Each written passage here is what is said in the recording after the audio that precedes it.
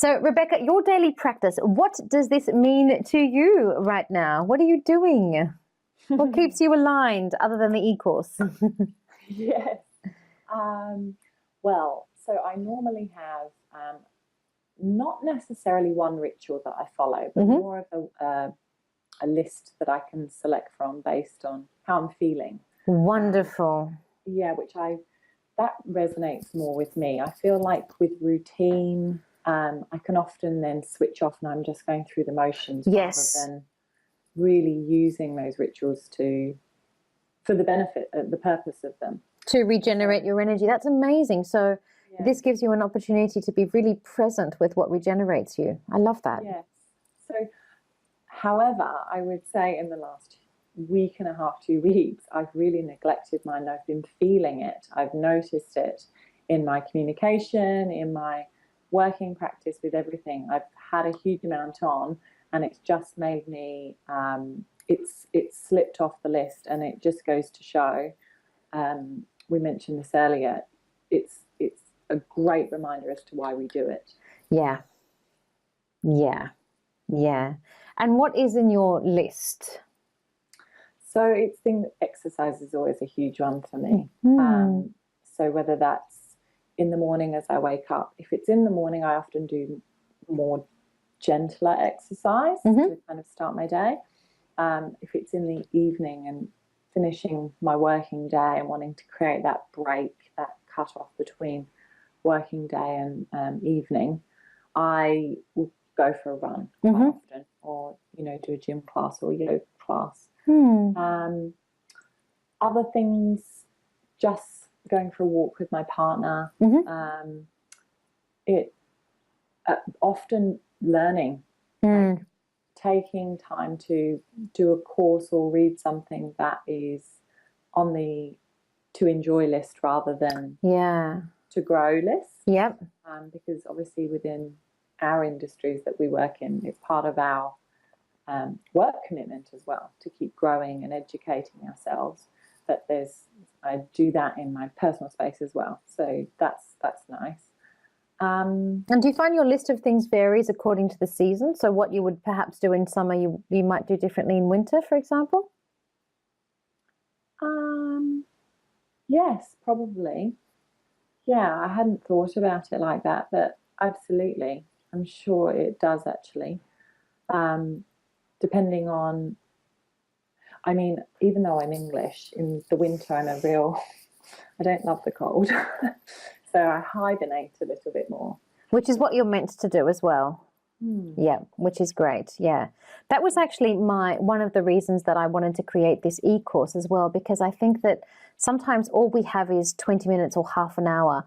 And sometimes it takes 20 minutes or half an hour to get to a yoga class and park and before you've even started the class. And we don't always have that time. And I wanted to give people access to a plethora of tools that they can call on in maybe 10 minutes or 20 minutes or half an hour or 5 minutes if that's all they have that day in that time. And there have been times where I myself, as a student, but even as a teacher, know that it's been in my highest alignment to stay at home and rest. And as you said, hibernate instead of going to a 3-hour workshop or a weekend retreat. And so that's why I feel passionately about sharing tools, because sometimes you're not meant to go to that class or that workshop or that retreat or to integrate with people when really you need to fly a little solo to regenerate your energy. Yeah, absolutely. And I definitely have times like that where I know I need to go underground a bit. Of course, of course. Can you offer any advice to anyone wanting to strengthen their aura? It would be probably focusing on that self-awareness, I would say. And as we talked about earlier, I think really learning to firstly acknowledge the bits that they like about themselves and the bits that they perhaps don't, so that they can acknowledge them and either create peace with it or accepting it and removing that judgment that we can all have on ourselves. So I feel like if that was something that everyone was able to do, the fear of what others think and are we good enough, internal judgment, which is huge in coaching. I would say it's one of the most, fear of not being good enough, one of the most common underlining value challenges that comes up. I would say if that's something everyone could work on, everyone could benefit from it, for sure. Because our aura is what we project to the world, but it's also the energy space that protects us from external factors and influences. So when we're vibrating at the essence of our truth, which is that I am enough, I've done my best, we're going to attract more of that, aren't we? Yeah, absolutely. And I remember reading once, and it really, the idea of this really stuck with me, and it said something along the lines of our words become our thoughts become our feelings become our behaviours, and our behaviours become our rituals. And if you think about that whole cycle there, the end would then be our rituals become our aura, our presence, our energy. Precisely. And therefore, if people are really struggling, not knowing where to start, then start with that internal language. Yes. And eventually, it will start showing elsewhere. It's not absolutely like a light switch, but it will happen. Yeah. Well, after you've said as well, slow and steady really does build, really does win the race.